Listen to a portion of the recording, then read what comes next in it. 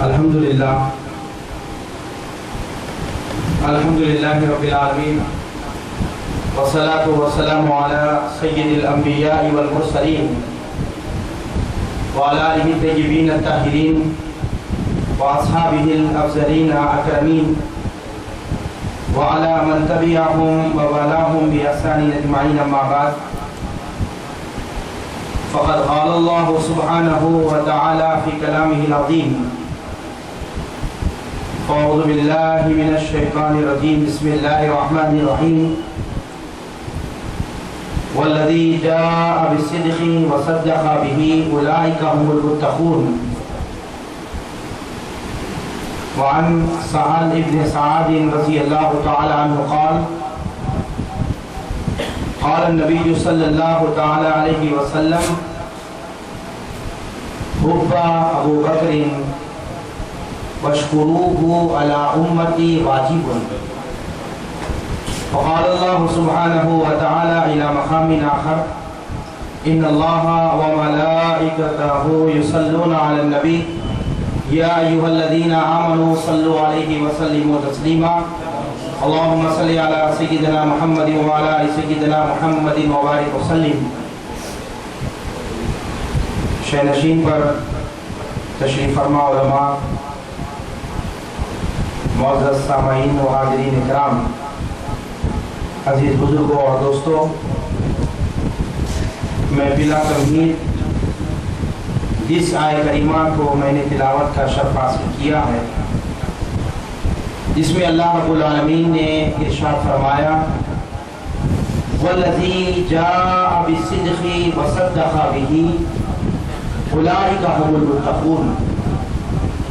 اللہ نے فرمایا کہ میرا محبوب محمد رسول اللہ صلی اللہ تعالی علیہ وسلم جو پیغام صداقت لے کر آئے اور جس نے اس کی تصدیق فرمائی، اولئک هم المتقون، در حقیقت وہی متقی ہیں۔ اور حضور اکرم صلی اللہ تعالی علیہ وسلم جو پیغام لے کر آئے، جس نے اس کی تصدیق فرمائی، جس نے اسے تسلیم کر لیا، جس نے اسے مان لیا، رب فرماتا ہے در حقیقت وہی متقی، وہی پرہیزگار ہے۔ تو آقا علیہ السلام نے جب اعلان نبوت فرمائی تو سب سے پہلے حضور اکرم صلی اللہ علیہ وسلم کی دعوت پر لبیک کہنے والے، اسلام قبول فرمانے والے وہ سیدنا ابو بکر صدیق رضی اللہ تعالیٰ عنہ کی ذات کرام۔ روایت میں یہ بات ہے مردوں میں سب سے پہلے ایمان لانے والے ابو بکر صدیق رضی اللہ تعالیٰ عنہ، بچوں میں سب سے پہلے ایمان لانے والے سیدنا علی مرتضیٰ رضی اللہ تعالیٰ عنہ، عورتوں میں سب سے پہلے ایمان لانے والے حضرت بی بی خدیجہ الکبریٰ رضی اللہ تعالیٰ عنہ، بچوں میں سب سے پہلے ایمان لانے والے مولا کائنات علی مرتضیٰ، غلاموں میں سب سے پہلے ایمان لانے والے حضرت زید بن حارثہ رضی اللہ تعالیٰ۔ تو آقا علیہ السلام کی بات کو سب سے پہلے بلا تردد، ایک لمحے بھی تردد نہیں فرمایا ابو بکر صدیق رضی اللہ تعالیٰ۔ آقا علیہ السلام نے جب اعلان کیا کہ میں اللہ کا رسول ہوں، اللہ کے ایک ہونے اور اپنے رسول ہونے کا اعلان فرمایا نہیں ہے کوئی معبود سوائے اللہ کے اور میں اللہ کا رسول ہوں۔ جب آقا علیہ السلام نے جب یہ دعوت پیش فرمائی تو ابو بکر صدیق رضی اللہ تعالیٰ عنہ بلا تردد، دل میں ایک لمحہ بھی آپ نے سوچا نہیں کہ آقا کیا فرما رہے ہیں، کیا صحیح ہے، کیا ہو سکتا ہے، بلکہ حضور نے کہہ دیا، ابو بکر صدیق رضی اللہ تعالیٰ عنہ نے اس کو مان۔ تو بلا تردد، ایک لمحے بھی دل میں تردد کا شکار نہ ہوئے، بلکہ آقا علیہ السلام کی فرمان کو مان لیا اور حضور اکرم صلی اللہ علیہ وسلم پر ایمان لیا۔ آقا علیہ السلام کے ذات پر حضور اکرم صلی اللہ علیہ وسلم پر ایمان لانے والے کم و بیش 1,24,000 صحابہ کرام، لیکن بعض جو خصوصیات ابو بکر صدیق رضی اللہ تعالیٰ عنہ کو نصیب ہوئی وہ کسی اور کو نصیب نہ ہوئی۔ روایت میں یہ بات موجود ہے کہ آپ کے صحابی ہونے کا اعلان خود قرآن مجید میں اللہ رب العالمین نے، یعنی ابو بکر صدیق رضی اللہ تعالیٰ عنہ کی صحابیت نص سے ثابت ہے قرآن سے۔ اور دوسری بات یہ کہ ابو بکر صدیق رضی اللہ تعالیٰ عنہ آپ بھی صحابی، آپ کے بعد खालिद अबू कुहाफा आप भी सहाबी और आपके बेटे वो भी सहाबी, यानी बेट वक्त 3 पुश्तों को सहाबी हुजूर होने का शर्फ नसीब हुआ। इसके अलावा किसी और सहाबी को यह शर्फ ये खासा नसीब ना हुआ कि वो भी नबी, उनके वालिद भी नबी और उनके बेटे भी नबी हो। ये शर्फ ये खासा अबू बकर सिद्दीक़ रज़ियल्लाहु तआला अन्हु को नसीब हुआ कि 3 पुश्तों को बेट वक्त आका अलैहिस्सलाम के सहाबी होने का शर्फ नसीब हुआ। तो अबू बकर सिद्दीक़ रज़ियल्लाहु तआला अन्हु के बेशुमार फज़ाइल मनाक़िब रिवायतों में मौजूद है। एक रिवायत जिसको आका अलैहिस्सलाम ने बयान फरमाया, जिसको अल्लामा इस्माइल हक़ी रहमतुल्लाहि तआला अलैहि ने तफसीर रुहुल बयान में बयान फरमाया। आका अलैहिस्सलाम ने फरमाया कि अल्लाह के 360 खुल्क़ की सूरतें हैं अल्लाह रब्बुल आलमीन, यानी अल्लाह रब्बुल आलमीन के 360 खुल्क़ है, सिफात है अल्लाह की, जो सूरतें हैं अल्लाह की, यानी अखलाक के एतबार से अल्लाह के 360 सिफात। आका अलैहिस्सलाम ने फरमाया जिस बंदे में तौहीद इलाही के साथ अल्लाह की वहदानियत के साथ उस 360 सिफत में से एक भी सिफत पाई जाए वो बंदा दाखिल जन्नत होगा। यानी अल्लाह के 360 खुल्क़ की 360 सूरतें हैं और जिस बंदे में एक भी सिफत पाई जाए वो बंदा दाखिल जन्नत होगा। तो अबू बकर सिद्दीक़ रज़ियल्लाहु तआला अन्हु खड़े होकर अर्ज़ किया, या रसूलल्लाह सल्लल्लाहु तआला अलैहि वसल्लम, अरे मौला के 360 खुल्क़ की सूरतें हैं, तौहीद बारी ताला के साथ जिस बंदे में एक भी सिफत पाई जाए वो बंदा दाखिल जन्नत होगा। तो या रसूलल्लाह उन 360 सिफत में से अबू बकर के अंदर कोई एक सिफत नहीं पाई जाती है, या रसूलल्लाह क्या मेरी ज़ात में अल्लाह के 360 खुल्क़ में से कोई एक भी खुल्क़, कोई एक भी सिफत मेरे अंदर पाई जाती है या रसूलल्लाह? तो हुज़ूर अकरम सल्लल्लाहु अलैहि वसल्लम ने फरमाया, ऐ अबू बकर, अल्लाह के जमी 360 जो खुल्क़ हैं, सूरतें हैं, वो पूरी की पूरी तुम्हारे अंदर में पाई जाती है। और अल्लाह की जो पसंदीदा जो सिफत है वो सखावत।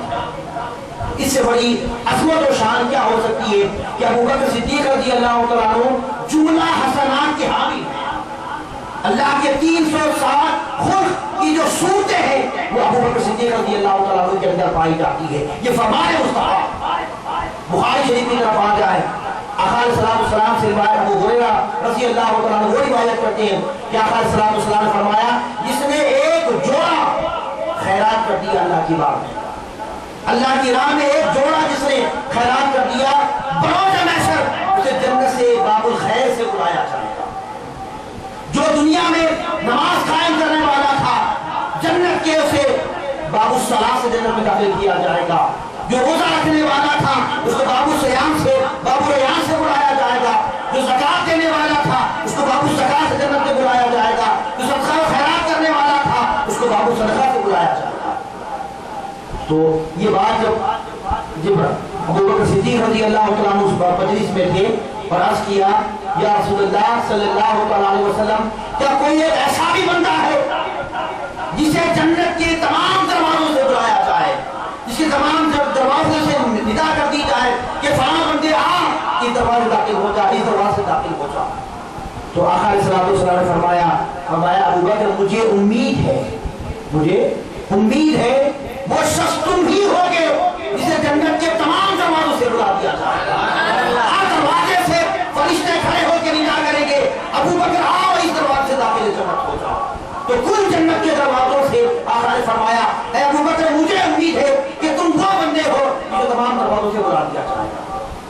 तो ये फज़ाइल, ये मनाक़िब, ये अज़मत और ये शान सय्यदना अबू बकर सिद्दीक़ रज़ियल्लाहु तआला अन्हु के है। इसको दीगर कुतुब हदीस में रिवायत में ये बात मौजूद है कि आका अलैहिस्सलाम ने फरमाया कि दीन इस्लाम पर, हम पर जिन जिन लोगों ने जो एहसान किया, हमने हर एक के बदले को अता फरमाया। जो जो हम पर एहसान किया गया था, हमने उसे बेहतर से बेहतर हर एक की जज़ा बदला अता फरमा दिया, बासिवाय अबू बकर सिद्दीक़। अबू बकर सिद्दीक़ के हम पर इतने एहसानात हैं, इतने एहसानात हैं, बरोज़े क़ियामत अल्लाह उसे अता फरमाएगा। यानी दुनिया में अबू बकर सिद्दीक़ के एहसान का बदला कोई अता कर ही नहीं सकता, अबू बकर सिद्दीक़ का कोई बदला चुका ही नहीं सकता। अबू बकर का इतना बड़ा एहसान दीन इस्लाम पर है, मुस्तफ़ा की ज़ात पर है कि बरोज़ महशर अल्लाह उसे अता تو یہ عظمت و یہ شان خلیفہ اول ابو بکر صدیق رضی اللہ تعالیٰ عنہ جنہوں نے آقا صلی اللہ علیہ وسلم کی ذات پر اہل اسلام کے لیے، اسلام کے دین کے لیے اپنی ہر چیز کو بارگاہ خداوندی میں خیرات. غزوہ تبوک کے واقعے کی طرف آ جائیں. روایت میں یہ بات موجود ہے کہ آقا علیہ السلام نے حکم فرمایا، صحابہ کرام کو جمع کیا، فرمایا اس غزوے میں تمہیں مالی قربانی دینا پڑے، اگر ہو سکے جانی قربانی دینا پڑے تو پیچھے نہیں کرنا. تو آقا علیہ السلام نے مالی قربانی کی اعلان فرما دیا. عمر فاروق رضی اللہ تعالیٰ عنہ کے دل میں یہ بات آئی کہ ہر معاملات میں ابو بکر صدیق رضی اللہ تعالیٰ عنہ مجھ سے فوقیت لے جاتے ہیں، پڑھ جاتے ہیں. آج آقا علیہ السلام نے مال کی بات کی ہے، چلو آج مال کے اعتبار سے میں زیادہ مضبوط ہوں، آج بارگاہ مصطفیٰ میں اتنا مال اللہ کی راہ میں لا کے رکھ دوں گا. آقا علیہ السلام مجھ سے راضی اپنے گھر گئے، اپنے مال کا 2 حصہ کیا، ایک حصہ اپنے اہل و عیال کے لیے رکھا، ایک حصہ بارگاہ مصطفیٰ میں لا کے رکھ دیا. آقا علیہ السلام نے فرمایا اب خیط علی حالک، اے عمر گھر کے لیے کیا چھوڑ آئے ہو؟ فرمایا یا رسول اللہ گھر کے لیے اللہ اس کے رسول کو چھوڑ. فرمایا گھر کے لیے آدھا مال چھوڑ کر آیا ہوں یا رسول اللہ، ایک حصہ آپ کی بارگاہ میں لا کے رکھ دیا، ایک حصہ اپنے اہل و عیال کے لیے رکھ دیا. اتنے میں ابو بکر صدیق رضی اللہ تعالیٰ عنہ تشریف لائے. جو کچھ گھر کا مال تھا وہ پورا کا پورا بارگاہ مصطفیٰ میں لا کے رکھ دیا. حتیٰ کہ روایت میں یہ بات موجود ہے کہ اپنے جسم پر جو کپڑے آپ نے زیب جم کیا تھا وہ کپڑے بھی اتار کے بارگاہ مصطفیٰ میں لا کے رکھ دیا. یا رسول اللہ یہ کپڑے بھی غزوہ میں کچھ کام آ جائے تو ابو بکر کے لیے وہ بھی حاضر کر دیا ہوں یا رسول اللہ. روایت میں یہ بات ہے کہ ابو بکر صدیق رضی اللہ تعالیٰ عنہ ایک کمبل کو آپ نے زیب کر کیا، کمبل کو اوڑے ہوئے تھے، سامنے سے بالکل کھلا ہوا تھا. تو ابو بکر صدیق رضی اللہ تعالیٰ عنہ ببول کا جو کانٹا ہوتا ہے بڑا، اس سے ٹوپ لیا، لا کے رکھ دیے. تو آقا علیہ السلام نے فرمایا اب خیط علی حالک، اے ابو بکر گھر کے لیے کیا چھوڑ آئے ہو؟ فرمایا اب خیط لہم اللہ و رسولہ، یا رسول اللہ گھر کے لیے اللہ اس کے رسول کو چھوڑ آیا، گھر کے لیے کچھ نہیں، گھر کے لیے اللہ اس کے رسول کو چھوڑ آیا. تو اتنے میں گفتگو ہو رہی تھی، جبرائیل امین بارگاہ خداوندی سے آئے. آقا علیہ السلام نے دیکھا کہ جب بھی جبرائیل بارگاہ مصطفیٰ میں آتے، مجلس صحابہ میں آتے تو کسی نہ کسی لباس بشریت میں کسی نہ کسی شکل میں آتے. تو آقا علیہ السلام نے جبرائیل امین کو ایک مرتبہ ایسے لباس میں دیکھا، وہ لباس جو ابو بکر صدیق سے افضل کیے تھے، ابو بکر صدیق کا وہ لباس جو آپ سے افضل کیے تھے جبرائیل امین، وہی لباس بارگاہ مصطفیٰ میں. آقا علیہ السلام نے فرمایا اے جبرائیل اتنی مرتبہ میری بارگاہ میں آئے ہو، آج تک میں نے تمہیں اس لباس میں نہیں دیکھا، پہلی مرتبہ یہ لباس میں دیکھ رہا ہوں. کمبل اوڑے ہوئے ہو، ببول کے کانٹے لگے ہوئے ہیں. فرمایا یا رسول اللہ آج میرا ہی لباس نہیں، عرش پہ جتنے رہنے والے ملائکہ ہیں سب کا لباس عجیب کر دیا. فرمایا کیوں؟ فرمایا کہ آپ کے ایک فرمان پر آپ کے صحابی ابو بکر نے جو مثال پیش کی ہے، جو معاملہ پیش فرمایا ہے، اللہ کو اتنا پسند آیا کہ اللہ نے ابو بکر کا جو لباس تھا عرش معلیٰ پر تمام ملائکہ کا لباس آپ کے لیے بنا دیا. اور اللہ نے بھیجا ہے کیا یا رسول اللہ؟ اللہ ابو بکر پہ سلام بھیجتا اور پوچھتا ہے کہ کیا اس فخر و فخر میں کیا وہ اللہ سے راضی ہے؟ کیا اللہ سے راضی ہے کیا؟ آقا علیہ السلام نے فرمایا کہ ابو بکر یہ جبرائیل ہے، بارگاہ خداوندی سے آئے ہیں، تم پر سلام بھیج رہے ہیں، اور رب کا فرمان یہ ہے کہ کیا تم اس فقر و فاقہ میں تنگی میں اللہ سے راضی ہو؟ تو ابو بکر صدیق نے فرمایا کیا میں اپنے رب سے ناراض ہو سکتا ہوں؟ ارے میرا رب آپ کے بعد کسی کی رضا پوچھتا ہے تو مجھے پوچھتا. رب نے مصطفیٰ کے بعد اگر اللہ کی بندوں میں سے کسی کی رضا پوچھا ہے تو ابو بکر صدیق کی ذات. فرمایا کہ میں کون ہوں جو یہ کہوں کہ میں مولا سے ناراض ہوں؟ یا رسول اللہ میں اپنے رب سے ہر حالت میں راضی ہوں، راضی ہوں، راضی ہوں. تین مرتبہ یہ ابو بکر صدیق رضی اللہ تعالیٰ عنہ کی عظمت و یہ شان، یہ فضائل، یہ کمالات، یہ مناقب ہیں. قرآن میں اللہ رب العالمین نے ابو بکر صدیق رضی اللہ تعالیٰ عنہ کے صحابی کا اعلان فرمایا. حدیث میں آقا علیہ السلام نے ابو بکر صدیق رضی اللہ تعالیٰ عنہ کی عظمت و شان کو بیان فرمایا. آئیے امام حاکم کی روایت کو آپ کے سامنے رکھ دوں گا. روایت یہ ہے کہ وفد عبد الخیس قبیلے کے کچھ لوگ آقا علیہ السلام کی بارگاہ میں حاضر ہوئے. عبد الخیس وفد کا ایک قافلہ آیا ذوالقیس قبیلے کا وفد آیا اور ان میں سے ایک شخص نے آقا علیہ السلام کی شان میں نازیبا کلمات استعمال کیا. امام حاکم سے روایت فرماتے ہیں تو حضور اکرم صلی اللہ علیہ وسلم نے یہ بات سنی. ابو بکر صدیق سے فرمایا کہ ابو بکر تمہیں معلوم ہے یہ کیا کہہ رہا؟ تو ابو بکر صدیق رضی اللہ عنہ نے جواب دیا ہاں یا رسول اللہ میں سنا بھی ہوں اور سمجھا بھی ہوں یا رسول اللہ یہ کیا کہتا. تو آقا علیہ السلام نے فرمایا ابو بکر اس کا جواب دو. تو ابو بکر صدیق رضی اللہ عنہ نے اس کا عمدہ اور بہترین جواب اللہ فرمایا. تو آقا علیہ السلام خوش ہوئے. فرمایا ابو بکر اللہ نے تمہیں رضوان اکبر عطا فرمایا, رضوان اکبر عطا فرمایا. تو ابو بکر صدیق رضی اللہ عنہ کو اللہ نے رضوان اکبر عطا فرمایا. تو صحابہ میں سے ایک شخص کھڑے ہو کے عرض کیا یا رسول اللہ رضوان اکبر کیا ہے؟ تو آقا علیہ السلام نے فرمایا یوم آخرت ہر کسی پر اللہ کی عمومی تجلی ہوگی, تجلی عام ہوگی, مگر اس دن اللہ کی جانب سے ابو بکر پر جو تجلی ہوگی وہ خاص تجلی ہوگی. تو یہ ابو بکر صدیق رضی اللہ عنہ کی عظمت اور یہ شان, یہ فضائل, یہ مناقب ہیں. آقا علیہ السلام نے خود فرمایا حب ابو بکر وشکروہ علی امتی واجب. ابو بکر کی محبت اور ابو بکر کا شکر بجا لانا میری امت پر اللہ نے واجب قرار دیا. تو یہ بے شمار سیدنا ابو بکر صدیق رضی اللہ عنہ کے فضائل, آپ کے کمالات, آپ کے مناقب اور بہت ساری روایتیں. اللہ رب العالمین نے یہ شرف آپ کو عطا کیا کہ آقا علیہ السلام کے اعلان نبوت سے پہلے ابو بکر صدیق رضی اللہ عنہ آقا علیہ السلام کے ساتھ رہا. ایک ہی محلے میں, ایک ہی بستی میں حضور اکرم صلی اللہ علیہ وسلم کے اعلان نبوت سے تقریباً 18-20 سال پہلے سے ابو بکر صدیق رضی اللہ عنہ کی دوستی آقا علیہ السلام کے ساتھ تھی. اور اس وقت میں دور جاہلیت میں بھی روایت میں یہ بات ہے ابو بکر صدیق رضی اللہ عنہ دور دور تک شراب سے کوئی تعلق نہ تھا, بت پرستی کی طرف نہ تھے, بلکہ اس دور میں بھی ابو بکر صدیق رضی اللہ عنہ موحد تھے, اللہ کو ایک ماننے والے تھے. اور کو آقا علیہ السلام کی صحبت اعلان نبوت کے بعد ملی, مگر ابو بکر صدیق رضی اللہ عنہ کو یہ شرط, یہ آپ کا یہ کمال تھا کہ اللہ رب العالمین نے آقا علیہ السلام کے اعلان نبوت سے تقریباً 18-20 سال پہلے آقا علیہ السلام کی صحبت ہو رہا. اس وقت سے اعلان نبوت سے پہلے سے اللہ رب العالمین نے ابو بکر صدیق رضی اللہ تعالیٰ عنہ کو یہ مقام, یہ مرتبہ, یہ فضیلت بخشا. آقا علیہ السلام کے ساتھ زندگی میں آقا علیہ السلام کی قربت نصیب ہوئی. حضور اکرم صلی اللہ علیہ وسلم کے وفات کے بعد بھی حضور اکرم صلی اللہ علیہ وسلم کے پہلو میں آقا علیہ السلام کے ساتھ ابو بکر صدیق رضی اللہ عنہ کو یہ شرف نصیب ہوا.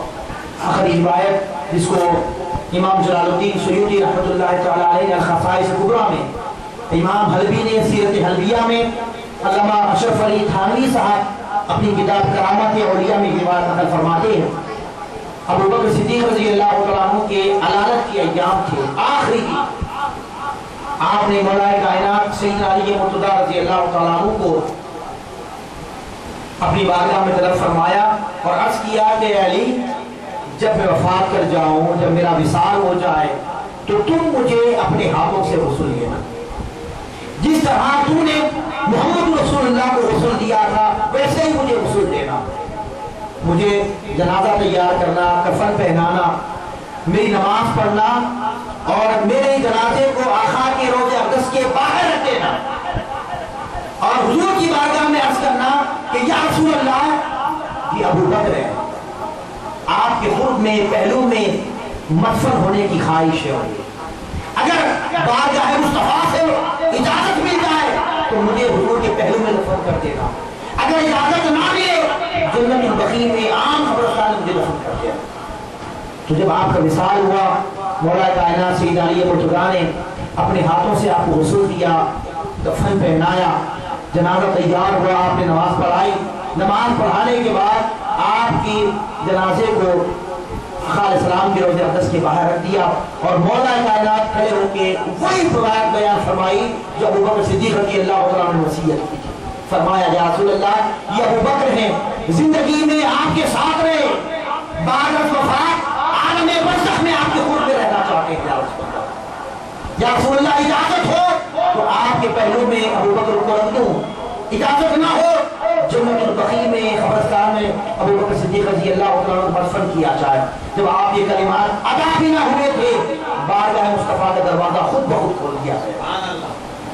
روضہ اقدس کے باہر دروازہ بند تھا، مولا کائنات کی بھی فریاد مکمل بھی نہ ہوئی، خود بخود دروازہ کھول دیا گیا۔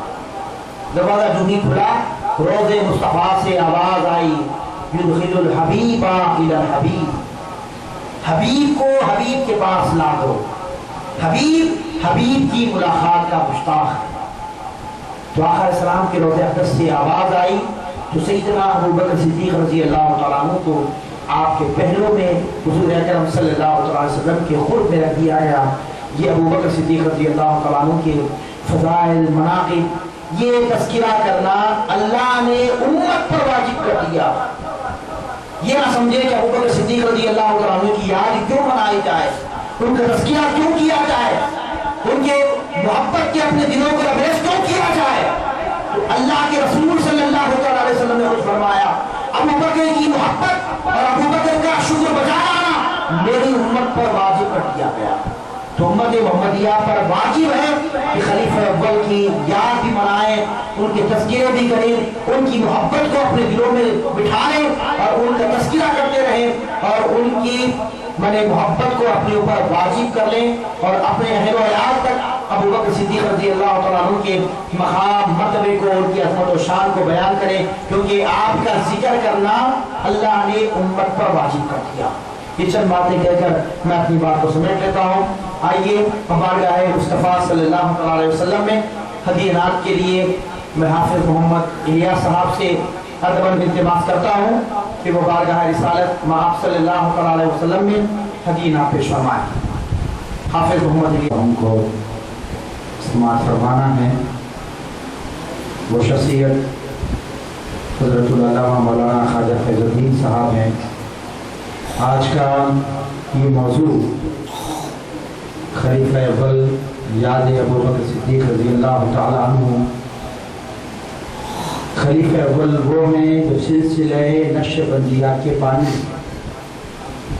سلسلہ نقش بندیہ یہ سلسلہ خلیفہ اول سے چلے آ رہا ہے اور آپ ہی سلسلے کے بانی۔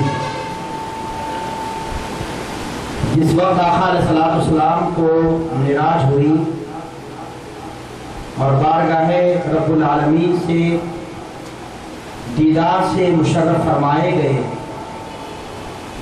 امت کی طرف آقا علیہ السلام آئے اور اعلان کیا، من رعانی فقد رعا الحق، جس نے مجھے دیکھا اس نے حق کو دیکھا۔ جس کو رب دیکھنے کی خواہش ہو وہ محمد رسول اللہ کو دیکھے۔ جس نے مجھے کو دیکھا، جس نے مجھ کو دیکھا، اس نے حق کو دیکھا۔ تو حق کو دیکھنا ہو تو ذات محمدی کو دیکھیں۔ اور ابو بکر صدیق رضی اللہ تعالیٰ عنہ کو جو آقا علیہ السلام کی جو غربت وہ معیت نصیب ہوئی اور اس غربت میں آقا کی فنائیت بھی نصیب ہوئی، اور اتنی فنائیت ہوئی کہ لوگوں کو غلط فہمی مغالطہ کا شکار ہو گئے، آقا کون ہے اور غلام کون ہے، آقا کون ہے اور غلام کون ہے۔ جس وقت آقا علیہ السلام کے ساتھ ابو بکر صدیق رضی اللہ تعالیٰ عنہ ہجرت میں ساتھ تھے، مدینہ پہنچے، وادی قباء میں پہنچے، انصار صحابہ پہلے سے وہاں انتظار کر رہے تھے۔ جب آقا علیہ السلام کو ابو بکر صدیق رضی اللہ تعالیٰ عنہ کو دیکھا، ملاقات کے لیے آئے، انہیں غلط فہمی شروع ہو گئی، انہیں مغالطہ لگانا شروع ہو گیا کہ ابو بکر صدیق کون ہے، محمد رسول اللہ کون ہے۔ تو ابو بکر صدیق رضی اللہ تعالیٰ عنہ نے آقا علیہ السلام کے سر مبارک پر چادر کو تان کر کھڑے ہو گئے تاکہ آنے والوں کو اس کا علم ہو جائے کہ جو چادر تان کر کھڑا ہے وہ غلام ہے اور جو چادر کے سائے تلے بیٹھا ہے وہ آقا ہے۔ تو کیوں؟ اس لیے کہ لوگوں کو مغالطہ ہوا، غلط فہمی ہوئی کہ آقا کون ہے اور غلام کون ہے۔ سوال یہ پیدا ہوتا ہے کہ لوگوں کو یہ غلط فہمی ہوئی کیوں؟ ابو بکر کی کیا شان جو محمد رسول اللہ کی طرح نظر آئے؟ وہ شان ابو بکر صدیق رضی اللہ تعالیٰ عنہ کی یہ تھی کہ غار ثور میں 3 دن اور 3 راتیں فقط تنہا ذات مصطفیٰ اور ذات ابو بکر صدیق. تو آقا علیہ السلام نے ابو بکر صدیق رضی اللہ تعالیٰ عنہ کو اپنے رنگ میں رنگ دیا تھا، اپنے رنگ میں رنگ دیا تھا. اس وجہ سے لوگوں کو یہ غلط فہمی ہوئی آقا کون ہے اور غلام کون ہے. ایک مثال دے کے اپنی بات کو سمیٹ لوں گا کہ آپ نے ڈکوری کو دیکھا ہوگا. گھروں میں دروازوں پہ گھرونجے بناتی ہے ڈکوری. ڈکوری نہ انڈے دیتی ہے نہ بچے دیتی ہے. ڈکوری نہ انڈے دیتی ہے نہ بچے دیتی ہے. پھر جو اس کی نسل ہوتی ہے وہ کیسے پھیلتی ہے؟ تو آپ نے دیکھا ہوگا بالکل ایک ہرا قسم کا کیڑا، چپٹا ہرا قسم کا کیڑا، ڈکوری اس کو اپنے منہ میں لے. ڈکوری یہ ایک الگ جنس ہے. کیڑا جو ہوتا ہے وہ الگ جنس ہے، وہ بالکل ہرا رنگ کا چپٹا کیڑا. ڈکوری اس کیڑے کو اپنے منہ میں لے جاتی ہے اور اپنا جو گھروندا ہے گھر ہے اس کے اندر اس کیڑے کو لے جاتی ہے اور باہر کا جو نکلنے کا راستہ ہے اسے بند کر دیتا ہے ڈکوری. اور کچھ دن تک نہ دروازہ کھلتا ہے نہ راستہ باہر نکلتے. کچھ دن وہ کیڑا اندر رہتا ہے، ڈکوری بھی اندر رہتی ہے. ایک عرصہ گزر جائے، ایک وقت گزر جاتا ہے جب ڈکوری وہ راستہ دوبارہ کھول لیتی ہے جس راستے سے اندر داخل ہوئی تھی. وہ راستہ جب کھل گیا ڈکوری باہر نکل آتی ہے. وہ جو کیڑا جو ڈکوری کے ساتھ اندر گیا تھا وہ کیڑا جب باہر نکلتا ہے ڈکوری بن کے نکلتا ہے. اس کا رنگ بدل گیا، حیت بدل گئی، شکل بدل گئی، جنس بدل گیا. وہ کیا ڈکوری جس کیڑے کو اندر لے گئی کیا کیا اس نے یہ کیا اس کیڑے کو سامنے رکھا، توجہ دیتے رہا. توجہ کا یہ اثر ہوا وہ کیڑا اپنی حیت کو بدل گیا، شکل کو بدل گیا، رنگ کو بدل گیا، جنس بدل گیا. جب وہ گیا تھا جو کیڑا تھا باہر نکلا تو ڈکوری بن چکا. یہ ہوتا ہے رنگ میں رنگ دینا. خلیفہ اول کو آقا علیہ السلام نے اپنے رنگ میں رنگ دیا تھا، اپنے رنگ میں رنگ دیا تھا. اس وجہ سے اہل مدینہ کو غلط فہمی تھی کہ آقا کون ہے اور غلام. آئیے میں حضرت علامہ مولانا حافظ بخاری خواجہ فیض الدین صاحب نقشبندی مجدد القادری صاحب سے ادب ملتمس ہوں کہ وہ میرے عزیز دوست بھی ہیں، مخلص دوست بھی ہیں. میں مولانا سے ادباً التماس کرتا ہوں کہ آج کا یہ جلسہ یاد ابو بکر صدیق رضی اللہ تعالیٰ عنہ کے متعلق اپنی علمی گفتگو سے ہمیں بھی سماعت فرمائیں. میں مولانا کا استقبال نعرہ تکبیر سے کرتا ہوں. نعرہ تکبیر، نعرہ رسالت، نعرہ تکبیر. میں مولانا سے خواہش کرتا ہوں شیخ رشید کو تشریف لائیں. شیخ رشید